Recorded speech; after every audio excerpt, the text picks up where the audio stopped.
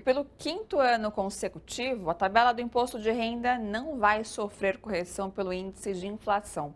Ou seja, a faixa de isenção fica estacionada em R$ 1.903,98 mensais. Durante sua campanha, Jair Bolsonaro havia prometido subir a faixa de isenção para 5 salários mínimos, o que não aconteceu.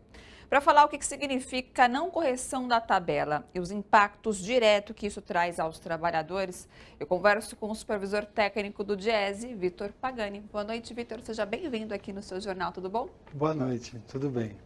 Vitor, quem serão os maiores prejudicados pela não correção dessa tabela do imposto de renda?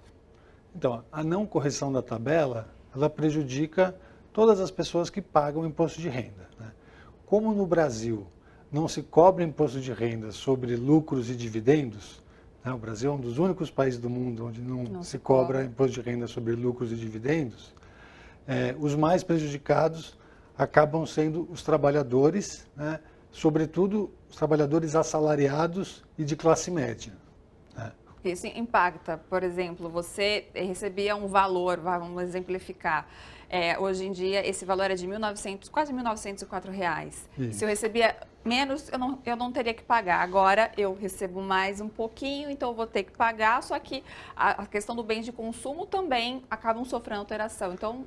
Isso, porque se os salários são reajustados de acordo com a inflação e a tabela fica congelada, né, isso vai aumentando a incidência, né, aumenta a cobrança, aumenta o imposto que é cobrado do trabalhador, né? Só para você ter uma ideia, a gente publicou uma nota técnica semana passada.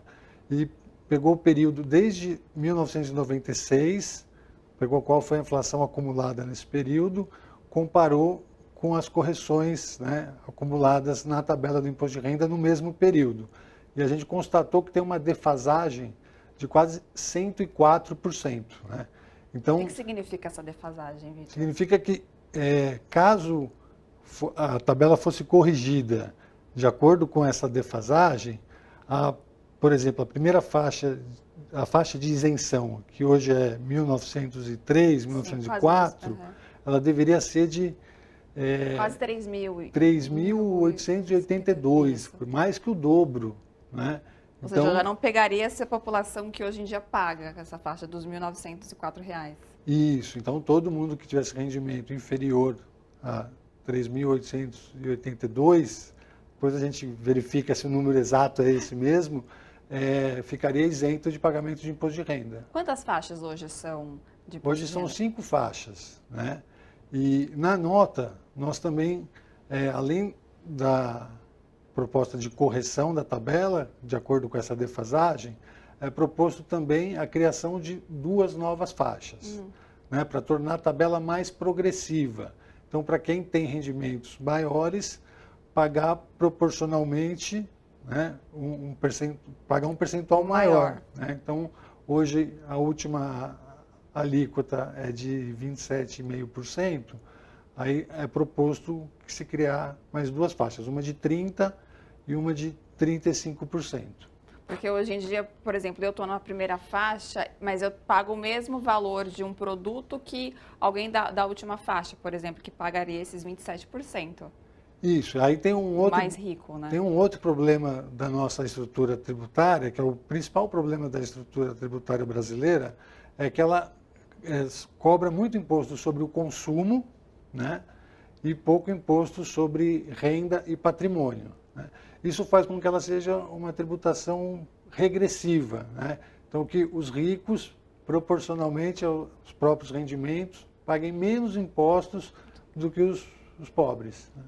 E uma das partes dos pontos abordados por vocês na nota técnica que vocês emitiram a semana passada, tem a questão do aumento da progressividade, que é um número maior de faixas de rendas tributável. Como que isso ocorre? De uma forma, o pessoal de casa entender, de uma forma didática, Vitor? Então, é isso que eu mencionei, né? Seria criar mais 2 faixas, uma de 30% e outra de 35%, conforme vai aumentando o rendimento. Né?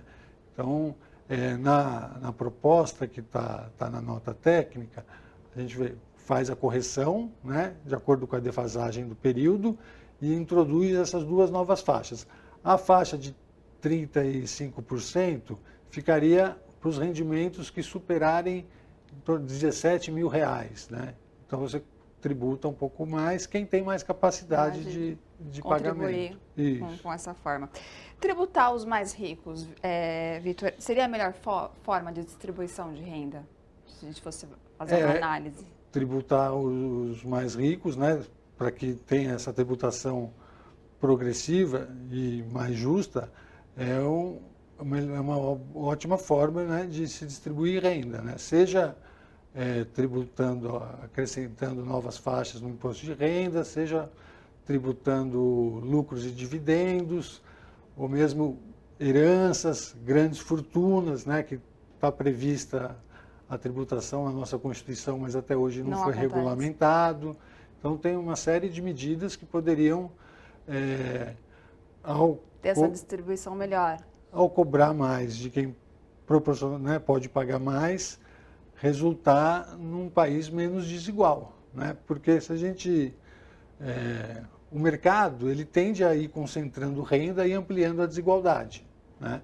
Então a tributação é uma forma do Estado, através das receitas, compensar, né, essa desigualdade, reequilibrar essa questão, né? Então tanto distribuir renda através da tributação quanto através do gasto, né, da despesa com a oferta de serviços públicos de qualidade para o conjunto da população.